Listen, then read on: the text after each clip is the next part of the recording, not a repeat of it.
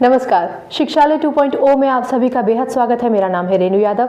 आप जानते हैं कि शिक्षालय 2.0 में हम बीए, एमए एजुकेशन और यूजीसी नेट पेपर नंबर 2 अगर आपने एजुकेशन ऑप्ट किया है तो उससे संबंधित सारे लेक्चर कवर करेंगे। यूजीसी नेट एजुकेशन में एक यूनिट दे रखा है जिसका नाम है contribution of Indian school of philosophy in education.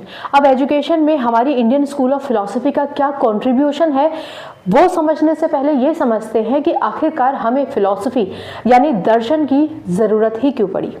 ये सवाल इसलिए क्योंकि भारत में पहले से ही वेद हैं। आपको पता है ऋग्वेद, यजुर्वेद, सामवेद, अथर्ववेद, ये 4 वेद हैं। 4 वेद परंपराएं भी बताते हैं, कर्मकांड भी बताते हैं, ज्ञान से मोक्ष का रास्ता भी बताते हैं। रादर मोक्ष किस तरीके से पाना है वो वेद बताते हैं।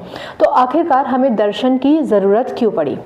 क्योंकि वेद हमें कर्मकांड तो बताते हैं लेकिन दर्शन वेदों के कर्मकांड, उनकी परंपराओं को वैज्ञानिक व्यवस्थित तरीके से विवेचना करके तर्क के साथ समझने की कोशिश करते हैं, अपना खुद का एक व्यू पॉइंट रखते हैं और तर्क के साथ चीज़ों को जोड़कर देखने का प्रयास करते हैं। इसलिए हम कहते हैं कि हमें यानी भारतीयों को दर्शन की आवश्यकता हुई।